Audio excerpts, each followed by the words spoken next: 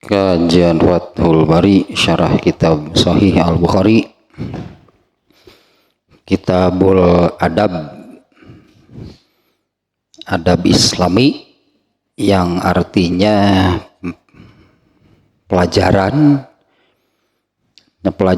dan tuntunan untuk berperilaku, berbuat, beramal berdasarkan ajaran Islam. Nah, di mana hal ini apabila diamalkan artinya mengamalkan ajaran Islam. Nah, maka tentu tidak akan ada yang lebih baik ya dari apa yang diajarkan oleh Islam dibandingkan dengan adabnya yang bukan dari Islam. Ini adab Islami ya mengajarkan ini pelajaran dan tuntunan lah gitu ya dari Islam, bagaimana berperilaku itu, berbuat, beramal berdasarkan ajaran Islam. Nah, itu kalau dilakukan pasti baik dan benar, itulahnya pasti baik dan benar dan ada pahalanya. Nah, dan berpahala gitu ya, mengamalkan ajaran Islam itu diberi ganjaran, diberi pahala oleh Allah. Dan harus sampai menjadi biasa, harus mendarah daging sehingga menjadi biasa itunya mengamalkan ajaran Islam. Nah, kalau sudah biasa, sudah mendarah daging, itu yang disebut al-akhlakul karimah. Sudah menjadi biasa, menjadi akhlak, bahasa Arabnya sudah menjadi akhlak, itu namanya al-akhlakul karimah. Satu, kalau sudah menjadi akhlak itu pahalanya paling besar. Kalau sudah menjadi akhlak gitu ya, pahalanya paling besar. Allah akan memberi pahala dengan tingkatan paling tinggi. Dan yang terpenting dari yang namanya al-akhlakul karimah itu adalah pintu surga. Jadi benarnya kalau berdasarkan hadis, surga itu lebih dekat dari tali sandal kalian. Nah, dengan hal-hal seperti ini keseharian gitu ya, ini nih dengan amal sehari-hari meraih surga itu dengan amal sehari-hari yang berdasarkan adab Islami. Kalau diamalkan kan disebutnya itu amal soleh, ada pahalanya. Ya itulah cara untuk menuju ke surga. Apalagi kalau sudah dibiasakan menjadi biasa, mendarah daging, menjadi akhlak, itu al-akhlakul karimah. Eta pintu surga itu ya, ada al-akhlakul karimah itu pintu surga. Nah, bab yang kemarin ya, bab 65, yaitu bab ziarah. Ini harus ada yang harus dikoreksi nih ya. Bisa jadi benar sih ada unsur silaturahminya ya, bisa jadi benar. Tapi seolah-olah sebutan silaturahmi itu untuk berkunjung kah, berkumpul kah. Jadi seolah-olah berkunjung atau berkumpul itu bahasa Arabnya silaturahmi. Nah, padahal kalau berkunjung mengunjungi siapa itu bahasa Arabnya ziarah. Nah, termasuk kita mengenal ziarah kubur, artinya mengunjungi kuburan maksudnya. Ke kuburan mah ternyebut silaturahmi ya. Kemana silaturahmi ke kuburan gitu. Ziarah kuburan yang dikunjunginya. Nah, kalau misalnya kalau orang tuanya yang dikunjungi, bahasa Arabnya ziaratul walidain, berarti mengunjungi orang tua. Nah, yang kemarinnya bukan sekedar ziarah, nih judulnya ziarah kemudian makan itu bersama tuan rumah. Ziarahnya kemudian makan bersama tuan rumah. Nah, hadisnya yang menerangkan Rasulullah SAW diundang oleh Itban bin Malik. Itban bin Malik itu adalah sahabat yang ada di pinggiran lah, sebutnya agak jauh gitu dari pusat kota Masjid Nabawi. Itban bin Malik itu adalah imam di masjid di daerahnya. Nah, ternyata menjelang setelah tua gitu ya, Itban bin Malik itu kehilangan penglihatannya. Dia minta izin. Nah, kalau tidak berjamaah itu minta izin kepada Rasulullah. Dia minta izin untuk mendirikan musola di rumahnya. Karena apabila terjadi hujan yang cukup lebat, maka Itban bin Malik itu jalan menuju ke masjidnya itu terhalang oleh semacam ada parit, jadinya berlumpur gitunya, sehingga tidak mungkin lah gitunya untuk pergi ke masjid mengimami. Nah, Itban bin Malik minta izin kepada Rasulullah membuat musola di rumahnya, dan oleh Rasulullah diizinkan. Nah, ketika Rasulullah datang langsung itunya menanyakan mana musola yang mau diresmikan. Kemudian Rasulullah SAW sholat dan diikuti oleh orang-orang sananya, karena orang sana gitu ketika tahu Rasulullah datang banyak yang berdatangan. Setelah selesai sholat kemudian Itban bin Maliknya menerangkan, lalu Rasulullah makannya dari makanan yang kami suguhkan. Jadi jamu lah Rasulullah karena mereka yang mengundang. Ini ada adabnya, berartinya yang demikian itu ada itu aturan gitunya, pelajaran gitu, ada pelajaran dan tuntunannya. Artinya boleh nggak kalau seseorang itu ziarah mengunjungi seseorang atau satu kaum lalu disuguhi, boleh dimakan nggak? Boleh. Rasulullah juga gitunya, itulah contohnya Rasulullah diundang ke rumah Itban bin Malik dan beliau makan itu dari jamuan atau suguhan yang disuguhkan oleh tuan rumah. Nah, malah bagi tuan rumahnya menyuguhi tamu itu salah satu kesempurnaan menghormat tamu. Ya, dimana menghormat tamu itu kan kemarin ada hadis yang redaksinya man kana yu'minu billahi wal yaumil akhir fal yukrim doifahu. Barang siapa beriman kepada Allah dan hari akhir maka hormatilah tamu. Jadi menghormat tamu itu ya menjadi gitu bagian dari iman. Nah, kesempurnaan menghormati tamu itu ya sampai kepada menyuguhi tamu yang datang. Nyuguhana siga kumaha nya nu pantes. Nyuguhana kumaha nya nu pantes wae ati nyuguhan mah. Nah, itulah yang kemarinnya. Nah, sekarang bab 66 nih. Babu man tajammala lil wufud. Babu man tajammala lil wufud. Coba, ini juga pelajaran berarti ini pelajaran nih, ini tuntunan nih Islam sampai detil, artinya ya sampai seperti ini pun diajarkan oleh Islam. Seperti yang hal seperti ini pun itu diberi tuntunan oleh Islam. Masih sekitar terkait dengan tamu ini nih. Nah, judulnya demikiannya babu man tajammala lil wufud. Bab berdandan ketika menerima utusan. Nah, kalau judulnya utusan sih di sininya wufud itu jama dari al-wafdu.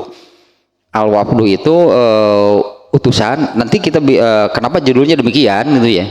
Nanti di hadisnya kita bisa melihat kenapa Imam Bukhari membuat judulnya bab berdandan ketika menerima utusan. Nah, dalam hal ini sebetulnya secara umum ya, berdandan ketika menerima tamu, karena utusan itu adalah tamu.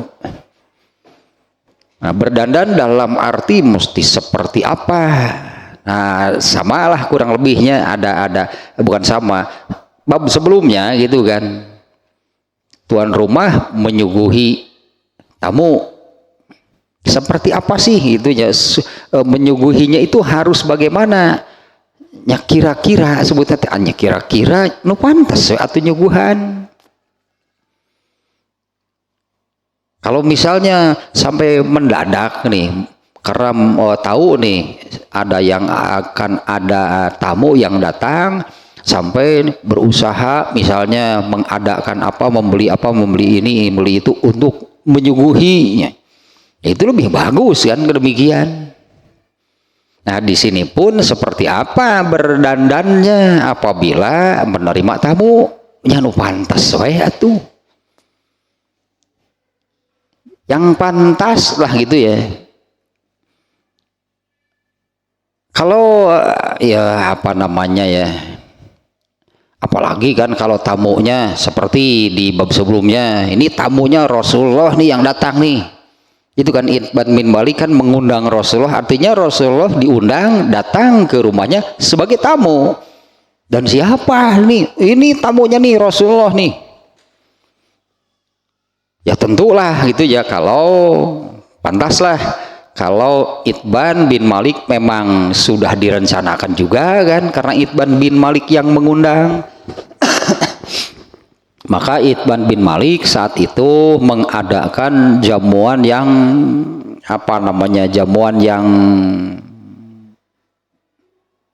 yang untuk Rasulullah gitulahnya, jamuan untuk Rasulullah.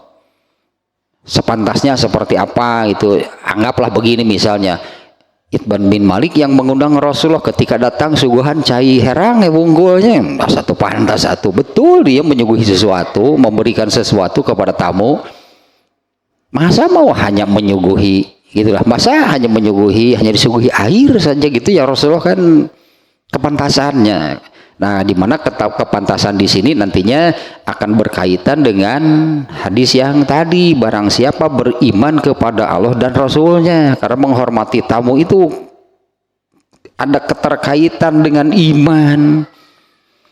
Jadi boleh disebut seperti ini. Seperti apa sih menyuguhinya? Ukur ketakwaan. Nah, gitulah mungkinnya ukur atau ketakwaan diri lah gitunya. Karena menghormati tamu di sini maksudnya kan ini mengamalkan. Menghormati tamu itu kan mengamalkan ajaran Islam. Karena berdasarkan hadis tadi, Islam memerintah menghormati tamu. Barang siapa beriman kepada Allah dan hari akhir, maka ini hadisnya, artinya Islam mengajarkan, Islam memberi tuntunan. Barang siapa beriman kepada Allah dan hari akhir, inilah nanti yang akan menjadi tolok ukur sesungguhnya menghormati tamunya seperti apa. Nah, ini iman kepada Allah dan hari akhirnya seperti apa. Nah, dengan kata lain gitulahnya seperti apa nya ukur atau ketakwaan diri. Kalau contohnya yang tadi kan Rasulullah SAW nih yang datang, masa hanya menyuguhi misalnya air putih kemudian kurma sebab berhajenil cik atunya itu dan Nabi nu datang teh. Nah, di sini berdandan ketika menerima tamu lah gitunya, meskipun di sini utusan. Nah, berdandan ketika menerima tamu seperti apa? Ya ukur dengan kepantasan. Misalnya ada tamu yang datang gitunya, dihadapi dengan tuan rumahnya gitu ya, dihadapi dengan hanya pakai kaos singlet, ada satu cik atuh. Tamunya hanya pakai gitulahnya kaos singlet, jaba geus belel warna nate asalnya mah bodas sih, da kaos cap cabe. kaos cabe gitu, salah gedu japa barolong. Eta teh tamu teh merasa tidak dihormati gitu teh. Tamu merasa tidak dihormati, merasa tidak dihormati, bahkan merasa direndahkan. Make celana ponok, make celana ponok, make singlet, menghadapi tamu teh ngobrol jeung tamu, jaban nyuguhan cai harang wungkul, tamu teh merasa direndahkan kalau demikian. Makanya ini babnya ya berdandanlah gitu yang pantas. Ya berdandanlah yang pantasnya ketika menerima tamu. Anak kita sebelum ke hadisnya nih ya. Kita kaitkan juga nih ya dengan artinya Islam mengajarkan ini ya, intinya kan judulnya ini judul yang dibuat oleh Imam Bukhari itu ya, berpakaian yang pantas sebenarnya gitulahnya intinya kan, berpakaian yang pantas ketika menerima tamu. Kita kaitkan ya dengan hal lain sih ya, yaitu nih Islam mengajarkan seperti ini, berpakaian yang pantas, yang rapi, itulahnya yang pantas, yang rapi ketika menerima tamu. Nah kita kaitkan dengan bab lain, bagaimana kalau dengan sholat? Boleh nggak sholat pakai pakaian seenaknya? Lu pantas lah gitu, pantasnya. Nah pantasnya seperti apa? Balik deui kan tadi, ukur ku ketakwaan, ukurlah dengan ketakwaan diri ini. Karena sholat itu kan orang yang mau mengerjakan sholat itu kan mau menghadap kepada Allah. Anggaplah ketika menerima tamu dia kan menghadapi, disebutnya kan menghadapi tamu itu berhadapan dengan tamunya. Nah, menghadapi tamu saja Islam mengajarkan seperti ini, berpakaianlah yang pantas, hormati tamu. Nah bagaimana kalau mau berhadapan, mau menghadap kepada Allah, boleh nggak bajunya seenaknya? Ini sengaja saja nih ya saya kaitkan dengan bab ini, artinya Allah memerintahkan, karena Islam mengajarkan, artinya Allah memerintahkan berpakaianlah yang pantas ketika menerima tamu. Bagaimana kalau sholat? Sementara menerima tamu itu artinya kan menghadapi orang, menghadapi manusia. Kalau sholat menghadap Allah, berhadapan dengan Allah dan dialog, kan sholat itu kan sebetulnya dialog kan hakikatnya. Di mana sholat itu adalah saatnya seseorang berhadapan dan ngobrol, dialog dengan Allah. Kira-kira pakaiannya harus bagaimana? Ya sehingga nubi itu kalau ada tamu, apalagi kan tamunya Rasulullah, tamunya orang gitulahnya yang terpandang, yang dihormati. Yang terpandang, yang dihormati, begitu datang dihadapi pakai kaos oblong, cabe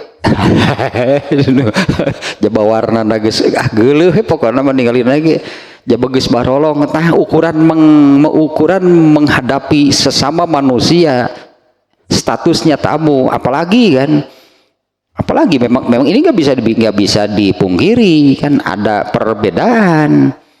Misalnya ini tadi Itban bin Malik yang datang Rasulullah, kemudian di waktu yang lain misalnya yang datang itu sahabat bukan Rasulullah, beda kan lah, wajar gitu kan kalau beda. Ini yang datang Rasulullah nih sampai jamuannya segala diayakan, wajar, pantas lah gitu, karena yang datangnya orang terhormat, orang yang mulia.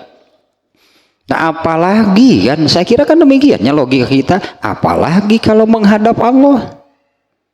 Ya apalagi menghadap Allah, pantas deh pakai kaos oblong. Itulah narima tamu wae, gitu, narima tamu wae itu pantas. Ya apalagi menerima tamu artinya berhadapan dengan orang, dengan sesama manusia, dengan tamu manusia.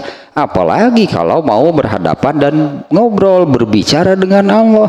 Dan untuk hal tersebut Allah sudah memerintahkan nih, khusus ayat Quran artinya langsung nih dari Allah perintahnya. Pakaian ketika sholat nih ya, itu di surat Al-A'raf ayat 31. Coba, karena ini kurang, mungkinnya kurang, entah memang belum tahu atau kurang perhatian gitu, karena kita masih sering gitu melihat kalau ada orang yang mengerjakan sholatnya kata teh gitulah jangan pakai kaos oblong tahu diukur ke iya mah jangan narima tamu itu pantas. Yang umumnya digunakan untuk menerima tamu saja itu tidak pantas. Yang notabene kan menerima tamu itu artinya kan berhadapan dengan tamu sesama manusia. Ya, apalagi berhadapan dengan Allah ketika sholat yang Allah sudah memerintahkan di surat Al-A'raf ayat 31. Khudzu zinatakum inda kulli masjidin. Pakailah pakaian yang bagus setiap kali mengerjakan sholat. Ayat gitunya ini nih artinya hanya ayat itu artinya kan Allah langsung yang berfirman, tidak melalui Rasulullah berupa hadis. Ini ayat nih tentang pakaian ketika sholat. Ini jarang berartinya, karena melihat kenyataannya kita masih banyak gitu melihat orang yang sholat itu ya gitulah dengan pakaian. Mungkin setelah kita membaca bab yang ini nanti coba ukur dipakai menerima tamu pantas nggak? Ya apalagi nantinya demikian, dipakai untuk menerima tamu saja tidak pantas, apalagi untuk berhadapan dengan Allah yang gitu tadinya Allah sudah memerintahkan di surat Al-A'raf ayat 31, pakailah pakaian yang bagus setiap kali sholat. Nah sekarang hadisnya ya dengan bab 66 nih ya, dengan judul babu man tajammala lil wufud ya, bab berdandan ketika menerima utusan atau garis miring tamu ya, karena utusan itu adalah tamu. Nah hadisnya nih, an ibni abi ishaq qala li Salim bin Abdillah, sambil langsung diterjemah saja nih ya, dari Ibnu Abi Ishaq, ia berkata Salim bin Abdullah berkata kepadaku. Ibnu Abi Ishaq berkata Salim bin Abdullah berkata kepadaku. Salim bin Abdullah itu Abdullahnya ini Abdullah bin Umar, Ibnu Umar, Salim bin Abdullah. Jadi ini Salim ini anaknya Ibnu Umar. Dan dia ini menjadi rawi, dia menjadi rawi yang meriwayatkan hadis gitu dia. Salim berkata kepadaku, mal istabroku. Istabrok itu apa? Ini orang Arab kan ya? Ya dulu itu istabrok. Istabrok itu apa? Qultu. Aku menjawab, ma goluzo minadibaji wa khobusha minhu. Khobusha wa khoshuna minhu. Istabrok itu apa? Gitulahnya tadinya Ibnu Abi Ishaq berkata, Salim bin Abdullah berkata atau bertanya di sininya. Salim bin Abdullah bertanya kepadaku, istabrok itu apa? Aku menjawab, sutra yang tebal dan kasar. Ya, sutra nih ya, sutra yang tebal dan kasar. Qala, kemudian Salim bin Abdullah berkata, Sami itu Abdullahi yaqulu, aku mendengar Abdullah itu bapaknya tadinya. Saya mendengar Abdullah atau saya mendengar bapak saya berkata, Ro'a Umaru ala rojulin hullatan min istabrok. tadi yang ditanyakannya istabrok ya. Ro'a Umaru ala rojulin hullatan min istabrokin.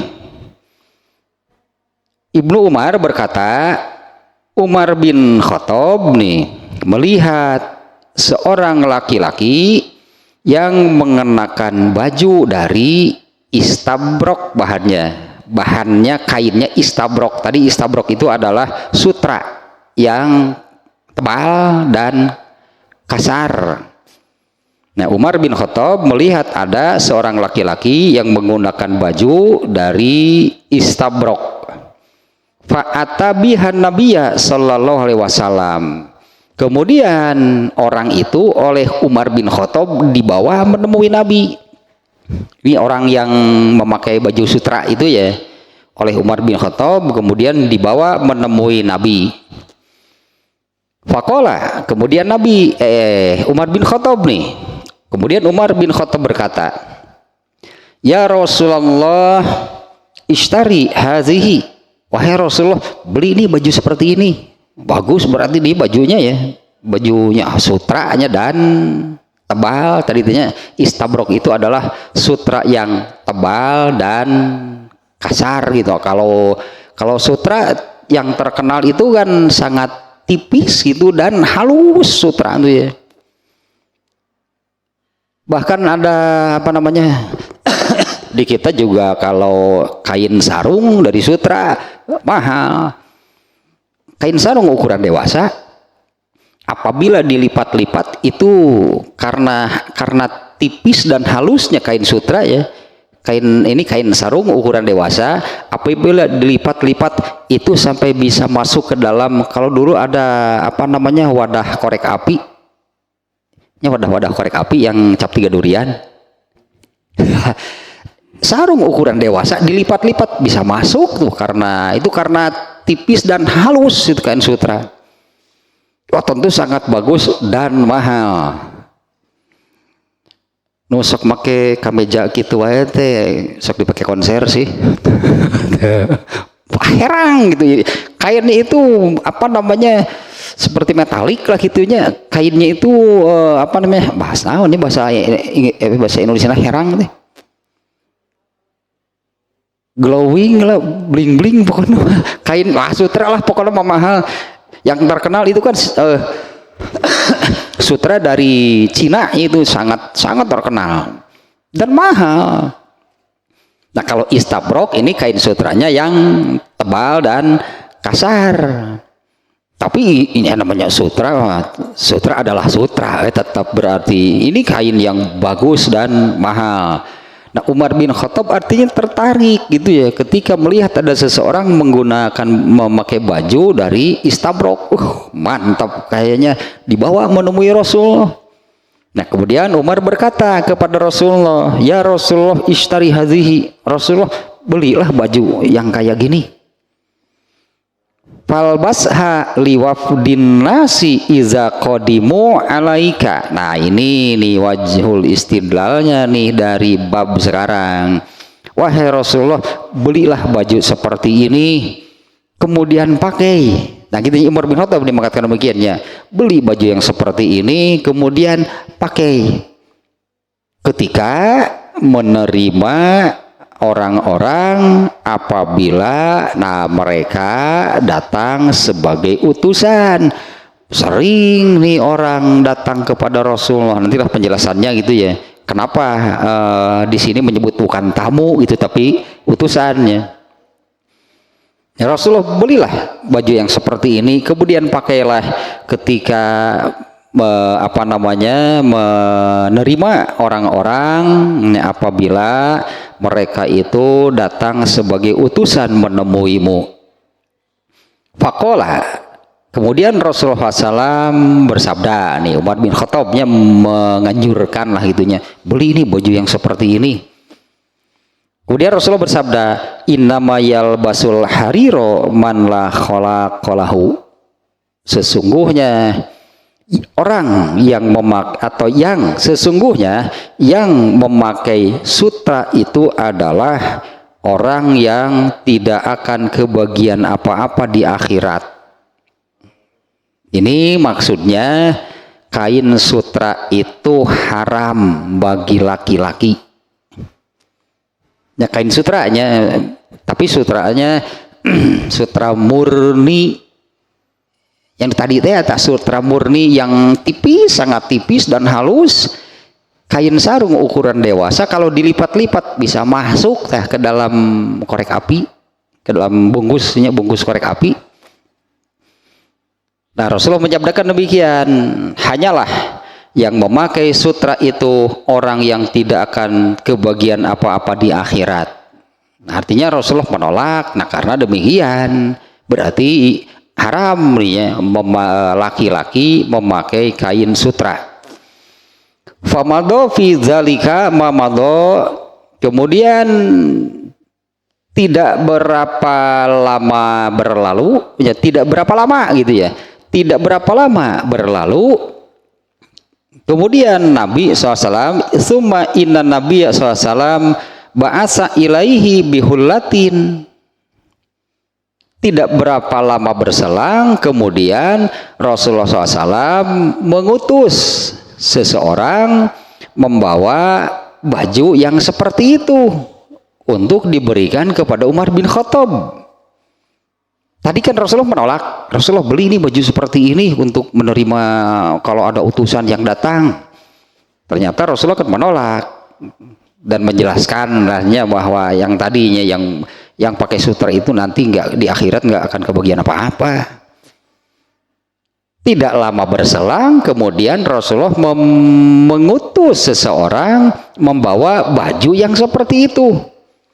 Nah, Umar bin Khattab yang keheranan, engkau ulah cenah tadi teh, tapi kenapa Rasulullah malah memberi baju yang demikian?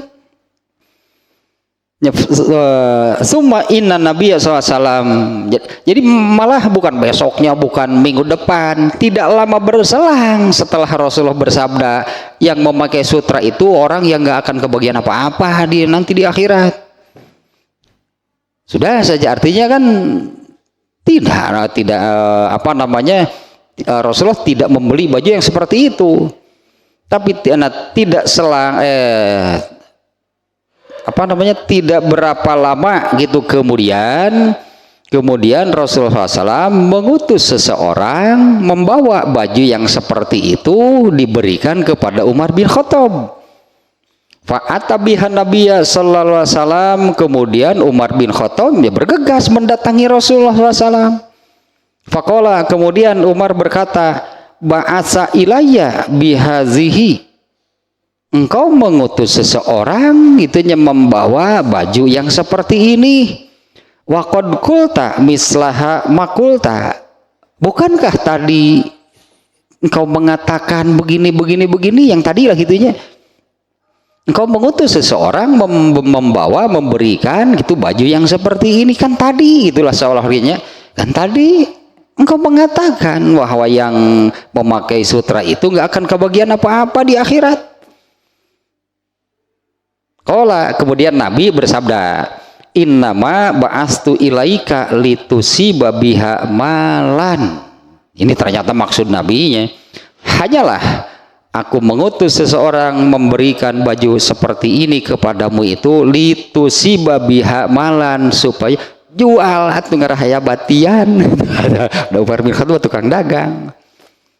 Umar bin Khattab muhajirin ya, Umar bin Khattab itu berdagang. Ini ternyata maksud Rasulullah SAW-nya memberikan baju yang demikian kepada Umar bin Khattab itu bukan untuk dipakai. Ya pantaslah kalau Umar bin Khattab merasa heran, baru saja kan Rasulullah bilang bahwa yang memakai kain sutra itu laki-lakinya yang memakai kain sutra itu nanti nggak akan kebagian apa-apa di akhirat. Kenapa sekarang malah memberikan baju seperti ini? Langsung disusulnya datang lagi kepada Rasulullah mengatakan, kenapa engkau memberikan baju seperti ini? Bukankah engkau yang mengatakan? Nah, kemudian Rasulullah menjawab, maksud saya memberikan baju ini kepada kamu itu supaya kamu mendapatkan uang. Di sini litusiba biha malan, artinya untuk dijual. Jual sempatina gede bercek Rasulullah itu. Nah, sampai di sana hadisnya. Kemudian nih ada satu kalimat penutup nih dari siapa? Salim, anaknya Ibnu Umar. Fakana Ibnu Umaro yakrahul alama fi saubi lihazal hadis. Salim nih anaknya Ibnu Umar mengatakan Ibnu Umar tidak suka baju yang bergambar berdasarkan hadis ini. Ibnu Umar tidak sukanya menggunakan baju yang bergambar. Nah, gitulah hadisnya demikian dia. Tentang pakaiannya dulu, ini ada hadis yang seperti ini nih. Kalau yang dikenalnya Rasulullah itu sangat menyukai pakaian yang berwarna hijau. Ya Rasulullah itu selera favorit gitulah. Bukan ajaran Islam soal warna mah bebas tapi mau apapun lah gitu warna namanya kepantasan lah tadi lahnya. Ini nih ada hadis seperti ini nih. Aduh, mana nih hadisnya, sudah saya kasih tanda dari tes. Sebentar nih. Ini nih. Ini hadisnya riwayat Bukhari, riwayat Muslim, riwayat yang lainnya juga ada nih.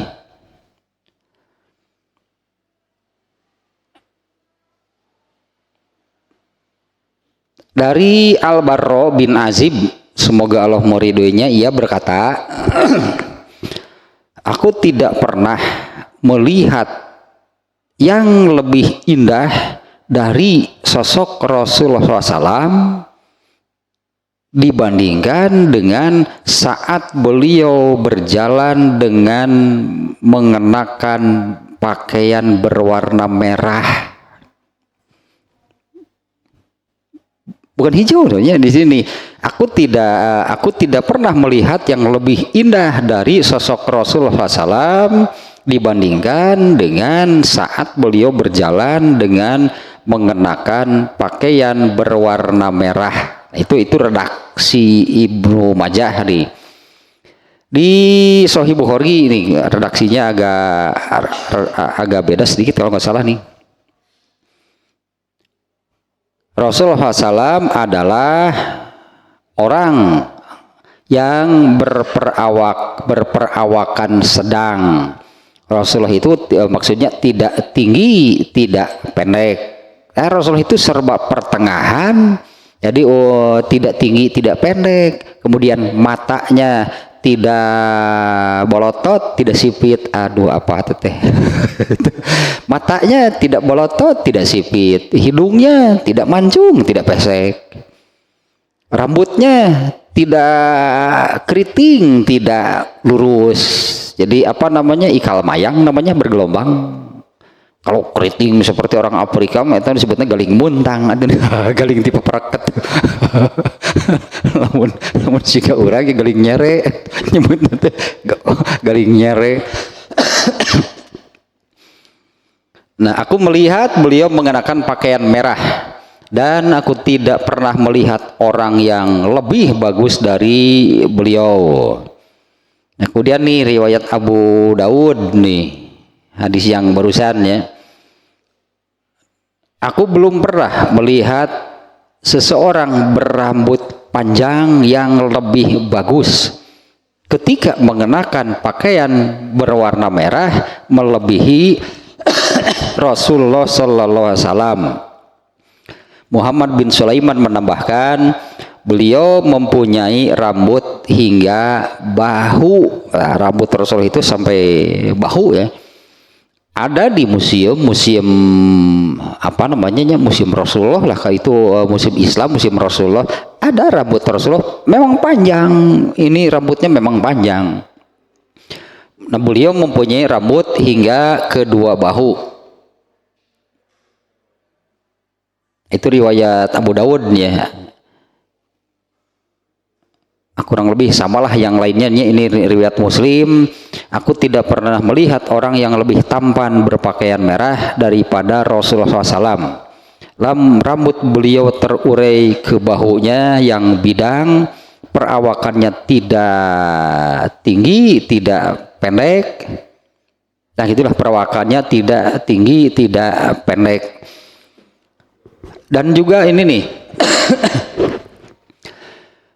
Umar bin Khattab itu tadi mengatakan Rasulullah beli, tadi mau ke Umar bin Khattab itu tadi pangmayarkeun, tadi maksud nama asal Rasulullah mau baju itu, ya dibeli, pasti dibelikan oleh Umar bin Khattab. Umar bin Khattab tadi kan kasusnya melihat ada orang gitu yang memakai baju demikian, dibawa jeung jelemana, dibawa jeung jelemana menghadap kepada Rasulullah.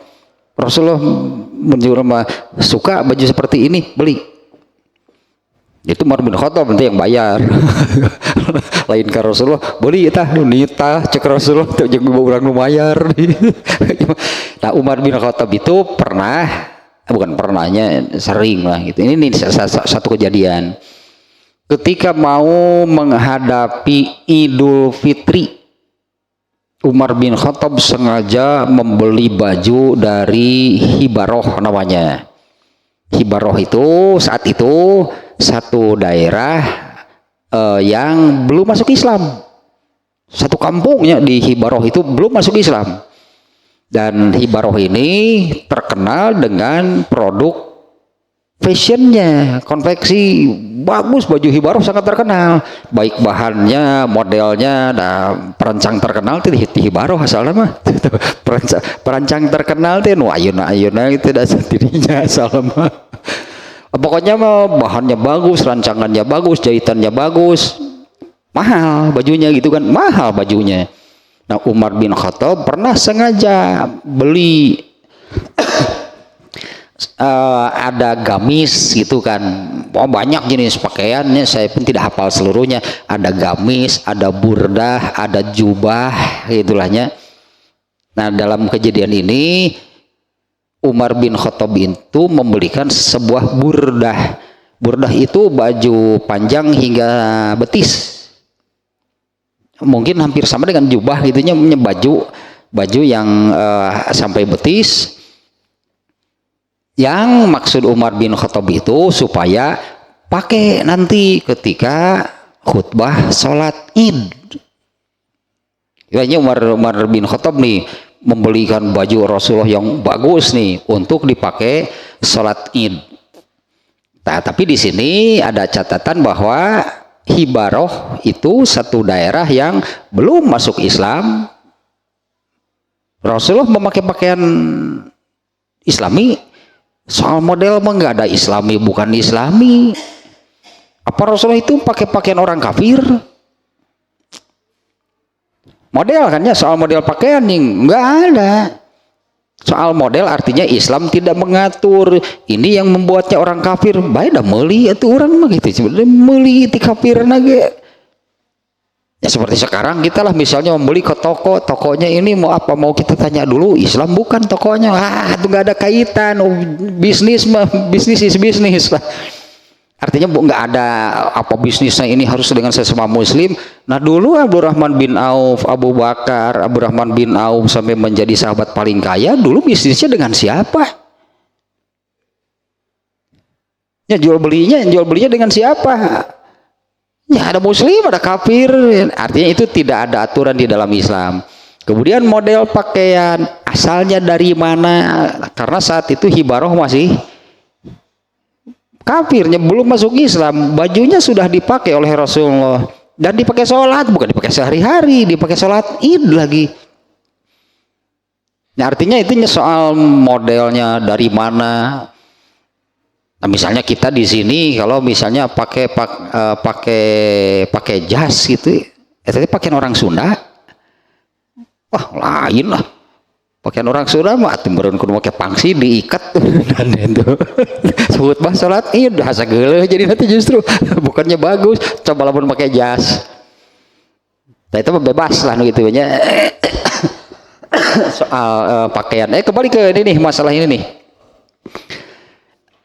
Tadi ada satu pertanyaan di awalnya, Ibnu siapa Salim bin Abdullah berkata kepada Ibnu Abi Ishaq, tadinya pertanyaannya adalah mal istabrok, gitu. Istabrok, kata istabrok artinya saat itu ada yang tidak tahu istabrok itu apa, padahal orang Arab, bukan mereka pasti.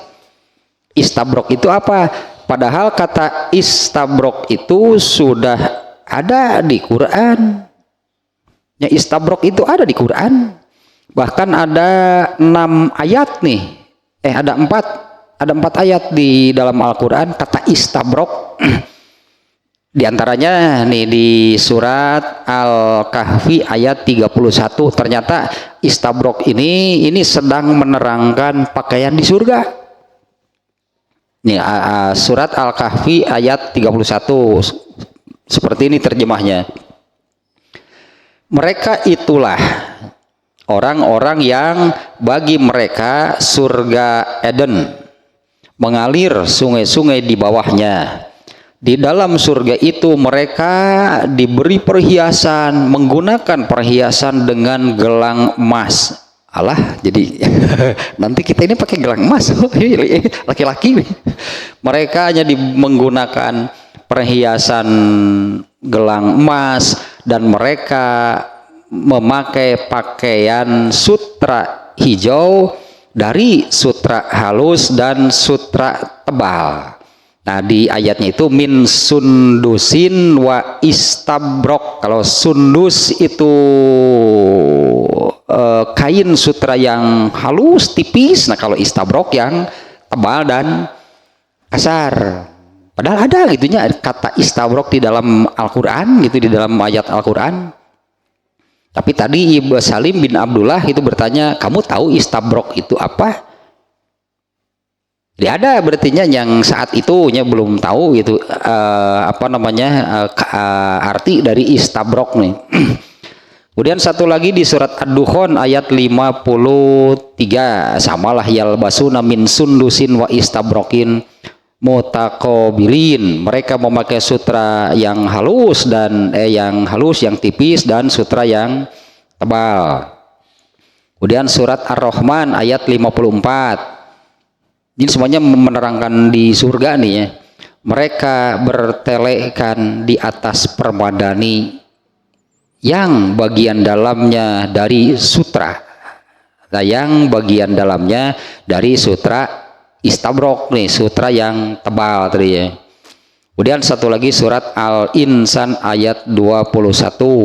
Mereka memakai pakaian sutra halus yang hijau dan sutra yang tebal, dan dipakaikan kepada mereka gelang terbuat dari perak, dan Tuhan memberikan dan Tuhan yang Allah memberikan kepada mereka minuman yang bersih. Atas sedikitnya karena di sini Salim bin Abdullahnya Salim bin Abdullah dan Ibnu Umar bertanya mengenai istabrok, padahal kata istabrok itu di Quran juga ada. Ternyata memang seperti ini ya, artinya kata istabrok itu adalah sutra yang tebal dan kasar. Nah, adapun yang berkaitan dengan babnya, yaitu apa yang dianjurkan oleh Umar bin Khattab kepada Rasulullah.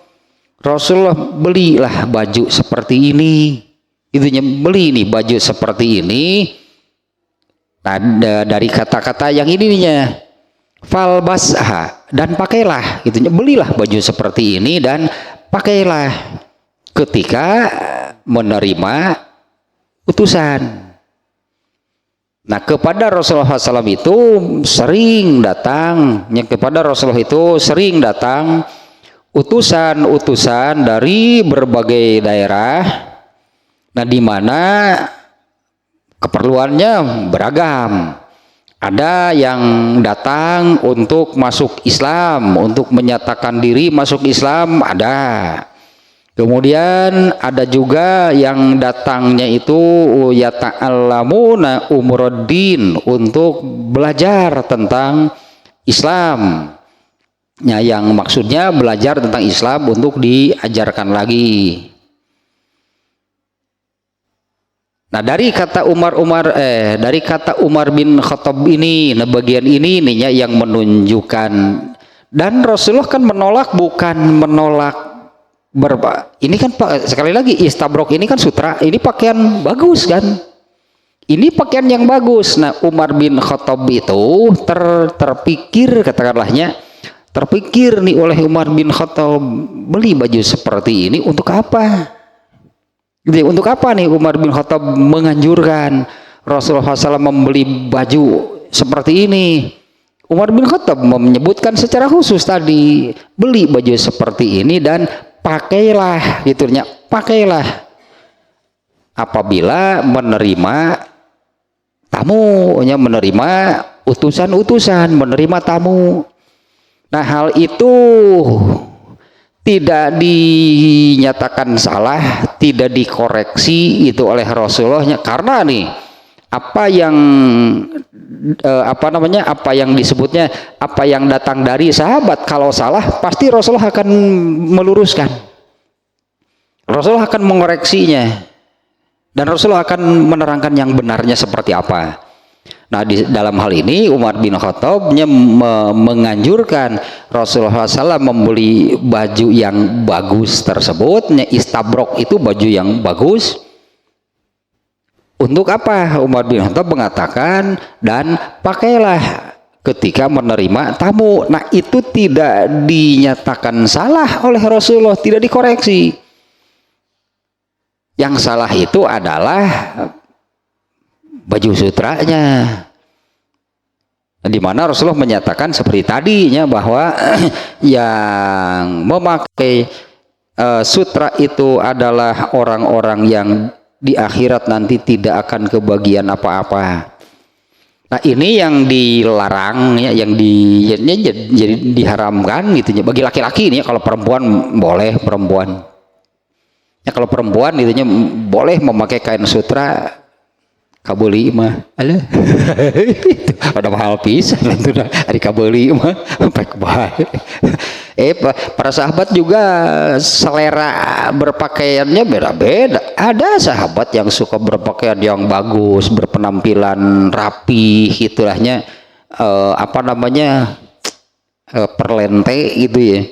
Pasti mahal kalau pakaian yang seperti itu. Itu tidak dinyatakan salah oleh Rasulullah, palingnya bae berarti kabeli mah ngenulah maksakun nari beas teh kabeli ntar dibelikan baju nu kitu beas teh kabeli. Boleh silahkan ya kalau perempuan. Nah, kalau laki-laki ya ini diantara dalilnya lahnya yang yang mengarah, sebetulnya tidak langsung menyebut haram, tapi dari kata-kata hanyalah yang memakai sutra itu adalah orang yang tidak akan kebagian apa-apa di akhirat. Artinya jangan. Nah, hal seperti ini juga nih, hal ini juga berlaku nih untuk alat makan. Alat makan mahnya piring kah misalnya, piring, sendok, garpu, pisin, lodor, itulah alat perangkat makan yang terbuat dari emas dan perak. Itu juga diharamkan untuk orang Islam. Rasulullah SAW menyebutkan sama kurang lebih seperti ini, itu nanti alat perangkat makan untuk kamu di dalam surga, jangan sekarang, gitulah seolah-olah. Alat makan nih, alat makan yang terbuat dari emas dan perak. Nah, ini sutranya sutra murni. Nah, di dalam hadis yang lain nih, kalau pakaian laki-laki bagian sutranya itu tidak boleh seluruhnya sutra murni. Di dalam hadis yang lain menyebutkan illa maudhi'un isba'aini, kecuali kalau kain sutranya itu hanya sebesar selebar 2 jari, au salasin atau 3 jari, au arba'in atau 4 jari, Artinya kain sutranya nih ya, kalau untuk pakaian laki-laki kecuali kalau hanya sebagai aksesoris. Ini misalnya nih ya, ini kalau ada saku, nah di sini gitu tah, iya tapi bungkul sutra nah sakitu boleh. Tapi kalau seluruhnya sutra, nah itu yang tidak boleh. Itunya yang tadi yang dimaksud di sabda Nabi di hadis yang tadi. Nah kecuali kalau sutranya itu hanya sedikit-sedikit, bahkan di sini disebut kecuali kalau hanya selebar 2 jari, 3 jari atau 4 jari. Artinya kan hanya sebagai aksesoris ya, aksesoris atau apalah gitunya, hiasan-hiasan aksesoris di baju yang bajunya sendiri bukan sutra. Tapi aksesorisnya dari sutra, nah itu baru boleh kalau sekian. Nah kalau seluruhnya dari sutra, nah itu tidak boleh. Nah kembali nih ke yang masalah pokoknya bab sekarang adalah seperti yang dikatakan oleh Imam Al-Bukhari di judulnya Babu man tajammala lil wufud. Ya bab berhias, berdandan, ya berpakaian yang pantas lah gitunya. Berpakaian yang pantas ketika menerima tamu. Nah, karena ini yang bisa kita bayangkan nih, kalau ada tamu lalu kita hadapi, misalnya tamu itu misal begini ya, ada tamu, ayo silahkan masuk. Tamu itu masuk, duduk di kursi, lalu kita ngobrol, sementara kita ini pakai kaos sangsang, pakai kolor, genah masuk tamu dah. Itu tamu merasa tidak dihargai. Nah makanya di sini ya berpakaianlah gitunya yang pantas. Nah ini yang lebih penting lagi, apalagi kalau sholat, itunya makanya saya kaitkan ke sana. Apalagi kalau sholat, kira-kira Allahnya enak gak kalau kita sholat itu pakai pakaian yang karena rima tamu, itu pantas berencek Allah, gitulah kurang lebihnya. Untuk menerima tamu saja itu tidak pantas, berhadapan dengan tamu, dengan sesama manusia saja tidak pantas, apalagi kalau dengan Allah. Nah saya kira ini sudah cukup nih ya bab ini ya, babu man tajammala lil wufud. Sekali lagi ini ajaran Islam nih, artinya kan apabila ada tamu lalu kita ini berpakaian yang bagus, ada pahalanya gitu, itu ada pahalanya. Karena Islam mengajarkan demikian. Ini di dalam bab inilahnya dengan diambil dari hadis yang ini. Itu munculnya dari Umar bin Khattab. Rasulullah beli nih pakaian seperti ini, kemudian pakai ketika datang utusan. Ya bisa dibayangkan kan, ini utusan dari mana bisa jadi kan ini utusan ini yang datang ini di daerahnya ini orang terpandang, orang yang dihormati oleh orang-orang di daerahnya, datang kepada Nabi, derku Nabi diterima pakai sontog, atau itu mal genaheun meureunan ieu teh. Nabi pakai sontog. Pakai sontog gara make ieu kaos jeung bacaan itu. Kaosnya nomor 7 teh kena atep. Cikatulah gitu. Kan enggak pantas kan? Apalagi ini makanya di sini utusan gitu kan, bisa jadi kan utusan ini kan tadi orang yang datang dari daerahnya ini orang yang mau masuk Islam, ini bisa jadi pemimpin di daerahnya dia mau masuk Islam, kemudian kembali ke daerahnya mengumumkan, mengajak kaumnya masuk Islam. Nah sementara datang menghadap kepada Rasulullah dengan kepentingan seperti itu, lalu Rasulullah menghadapinya dengan dandebiut pakai kolor, aduh pakai kolor, baju nomor 7 baju nomor 7 tulisan atep tuhnya indah bener kan Islam banyak gitunya. Terasa gitu kan, terasa gitu kalau menghormati tamu itu oleh Islam itu sudah dimasukkan sebutannya, sudah dimasukkan menjadi ya teh hadisna al imanu bid'un wa sab'una bid'atan a'laha qaulu la ilaha illallah wa adnaha imatatul adza anit thoriq. Iman itu ada 70 lebih satuan lah gitunya, 70 lebih satuan iman. Ternyata ini amalan-amalan gitu yang terkait dengan iman. Ini hadisnya redaksinya demikian, al imanu bid'un wa sab'una bid'atan. Iman itu terdiri dari 70 lebih satuan. Wa a'laha qaulu la ilaha illallah. Dari semua satuan-satuan iman itu yang tertinggi adalah ucapan la ilaha illallah. Wa adnaha imatatul adza anit thoriq. Dan yang paling rendah, yang paling kecil nilainya dari semua cabang-cabang iman itu adalah menyingkirkan duri, paku, apapun lahnya yang membahayakan dari jalan. Nah artinya orang Islam nih ya, apabila sedang berjalan misalnya melihat ada paku, melihat ada pecahan beling, pecahan kaca, melihat ada tusuk sate misalnya, ambil, buang ke tempat yang aman. Iman berarti itu ada pahalanya. Orang kafir juga bisa jadi kan melakukan hal yang sama kan. Orang kafir nih melihat di jalan, aduh ini nih ada apa namanya, yaitulah apa yang membahayakan, buang, nggak diberi pahala karena bagi mereka itu bukan bagian dari iman. Bagi mereka nggak ada pahalanya. Paling mereka hanya berpikir, waduh ini bisa membahayakan nih, makanya dibuanglah ke tempat yang aman. Orang Islam jangan berpikir demikian, imannya yang mendorong melakukan hal tersebut. Karena hal tersebut itu salah satu satuan dari iman. Kemudian hadisnya yang barusan itu ada yang lanjutannya, al haya'u minal iman.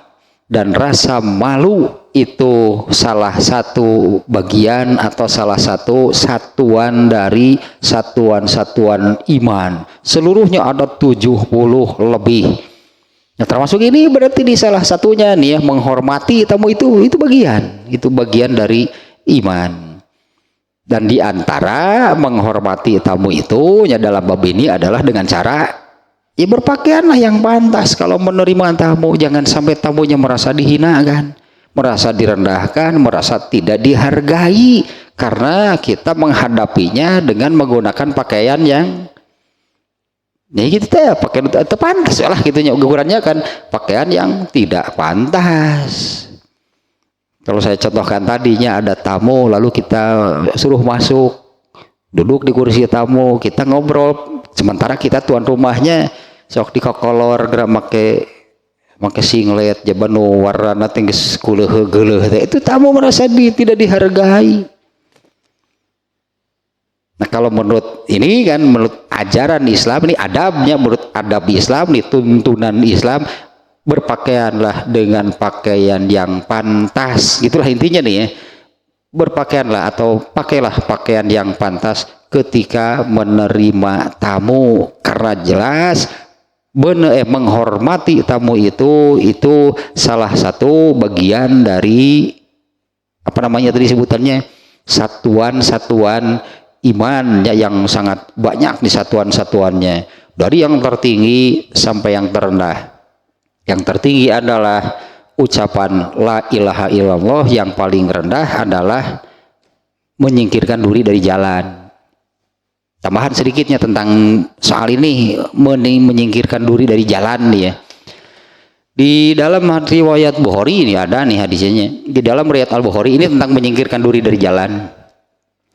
Apabila seseorang menyingkirkan duri atau paku atau apapun lah, apabila seseorang menyingkirkan duri, paku misalnya dari jalan karena iman, di dalam hadisnya karena iman itu melakukannya. Apabila ada seseorang yang menyingkirkan duri dari jalan karena iman, maka Allah menyanjung orang itu dan mengampuni dosanya. Ini balasannya nih dari Allah ya. Maka Allah menyanjung orang itu dan mengampuni dosanya. Padahal ini kan satuan paling kecil, paling rendah dari yang namanya satuan-satuan iman. Apalagi ini menghormati tamu lebih besar nilainya. Yang terendahnya saja sekian, berartinya Allah menyanjung orang itu dan mengampuni dosanya. Nah, coba kalau ini pasti lebih besar nih. Karena Rasulullah sudah menyebutkan dari satuan-satuan iman itu yang paling kecil, yang paling rendah adalah menyingkirkan duri dari jalan. Jadi amal soleh kan disebutnya, ada tamu pakai pakaian yang pantas, amal soleh tapi ada pahalanya. Menyingkirkan duri dari jalan saja Allah menjanjikan demikian, apalagi ini bernyuguhan. Tadi tanya bab sebelumnya, benar itunya ini menghormati tamu itu di dalam Islam itu sudah merupakan bagian dari iman. Artinya apabila dilakukan itu adalah amal soleh yang berpahala. Nah inilah adab Islami. Nah, biasakan apabila menerima tamu itu selalu demikian. Itulah al-akhlakul karimah. Palingannya surga itu dengan amalan sehari-hari yang oleh Rasulullah kan digambarkan yang tadinya hadisnya, surga itu lebih dekat kepada kalian daripada sendal kalian. Artinya dengan yang sehari-hari melekat dan bukan hal yang besar.